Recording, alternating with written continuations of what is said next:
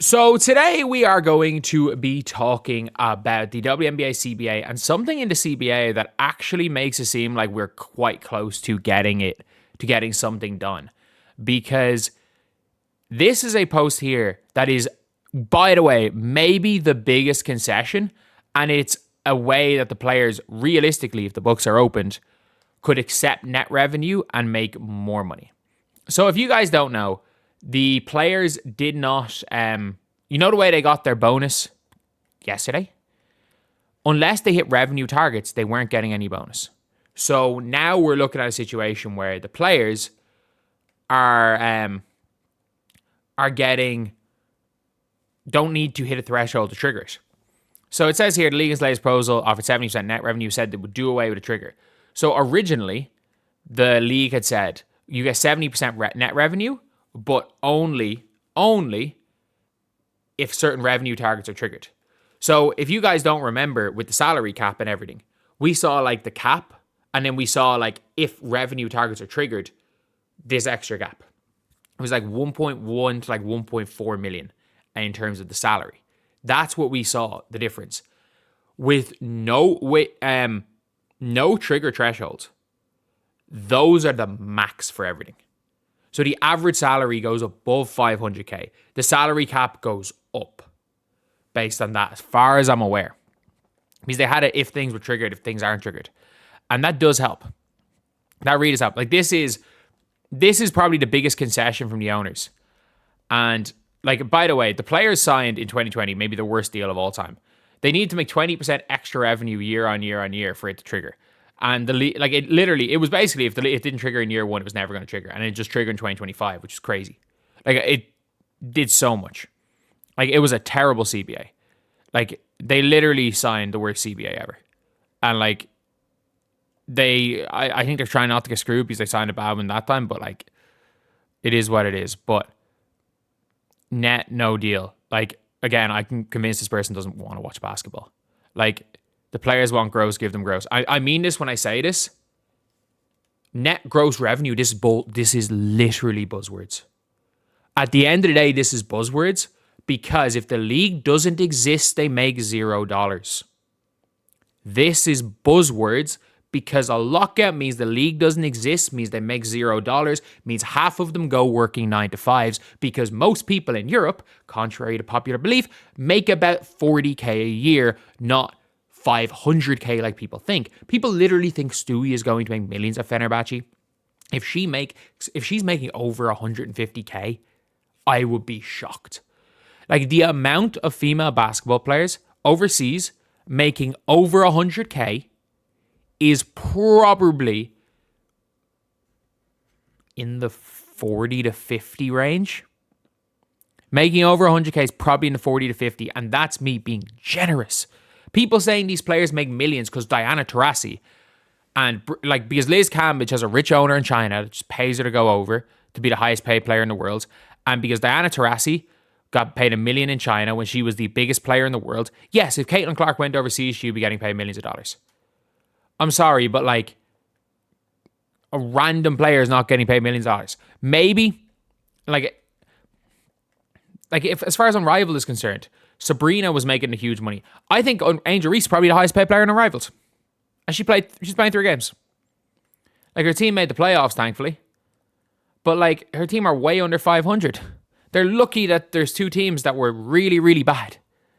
And that Kat Copper wasn't healthy from the start. Because again, Unrivaled's win rate with Kat Copper on the floor is, not Unrivaled, Rose's win rate without Kat Copper on the floor is like the worst in Unrivaled.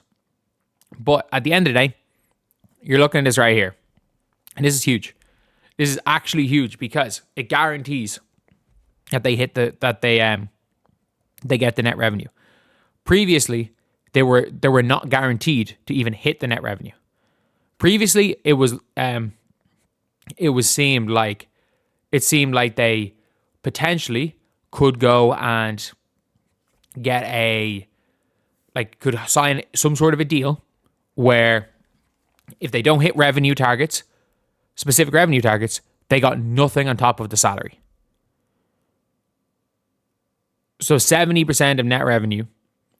And the reality is that I don't think players realize that the concession for gross revenue is probably no charter flights, no housing, none of that. If the players want gross revenue, the only way the players get gross revenue is if the league takes the expenses away. So if the players want gross revenue, the league is going to have to lower the cost of running a team to remain at least at a break-even point. To at least guarantee they're at a break-even point. Not to remain, because at the end of the day, they might end up getting to a break-even point anyway. That being said, it is still a massive deal, this threshold, because at least it guarantees that they hit that they get the 70% revenue. There's no bullshit of, you actually don't get a cent of that revenue because you didn't hit the threshold, which is what it was previously. The players, this is a massive concession and a massive win for the players. This is massive, especially right now, given that it's this year. If you're negotiating in 12 months and the league showed another, if nothing else, if I was the league and the players, I would sign a 1 year. I would sign 1 year at the current revenue, at the current CBA, and we can then we can then renegotiate in another year.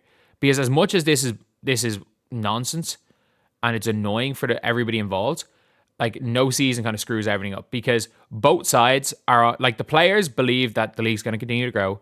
The owners are bargaining on with the standpoint of, what if it doesn't? So all that makes sense.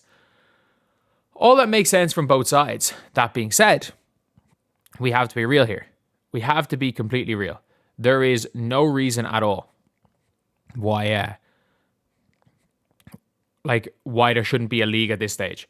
Because again, if there's gross revenue, the problem with gross revenue is that, like, I don't think this is what people don't understand with the whole gross revenue thing, is the players are basically asking the league to quintuple the operating costs while taking a chunk out of the money. They're taking a chunk out of the money needed for the operating costs of running a team, as in facilities. They're trying to put in minimum standards for facilities. They're trying to do all of this stuff, and completely right. But like, the owners aren't going to put in that, aren't going to put in that money. And that's not saying the players don't deserve yada, yada, yada, whatever, raises. The players can probably, I still stand by this, players could 1,000,000% argue the 7 million salary cap, which is like a 700x increase on their salary. But if you're turning down a 9 or a 700% increase in salary for a 900% increase, and the alternative is the entire future of your sport is fucked, I still think it's a hard one to turn in. This is the biggest concession from the owners we've seen. This is by a mile. I don't think people realize how big this is. People are so caught up on buzzwords to realize that the previous deal with the non-guaranteed net revenue was, I'm not going to say nothing's a bad deal for the players. They're getting a 500x increase on their salaries. Nothing is a bad deal. But we're at the stage now where this is a really good deal for the players. Can the players get a better deal if they keep negotiating for the next 2 weeks? Yes. Should the players try get every cent that they can over the next couple of weeks? Yes. But we're now at the stage where if we see a strike, or a lockout because of literally either side not budging slightly, and this is the biggest budge from the league, by the way. This is huge. This is absolutely huge. So basically, it could all come down to the players conceding that, okay, we'll take net revenue, while the owners have conceded to say we're not putting a threshold in there, which guarantees the players making good money out of this. So, look, the players would be crazy to strike at this stage. They would be. Putting the entire future of the sport at stake for buzzwords. And that's one of the biggest problems is that I actually think that they've been so tied down on buzzwords and gross revenue as a buzzword that they're fucked. That they're actually fucked, because I think that they're scared to take a good deal that doesn't have the words gross revenue in it, because they care more about optics and buzzwords than they do about actually the future of the sport. I fully believe that there are people involved in this that care more about the optics in the sport. Because at this stage, again, fight for 2 more weeks. Fight for 2 more weeks. But there is risk versus reward we've now, I fully believe, crossed over the threshold of the risk of a lockout and strike far outweighs the reward. It far outweighs the reward now of doing it. For a potential small bit of extra money per year. And by the way, you're taking on, you're just for a tiny bit extra. And in reality, the players, to get gross revenue, the players are going to have to concede everything else.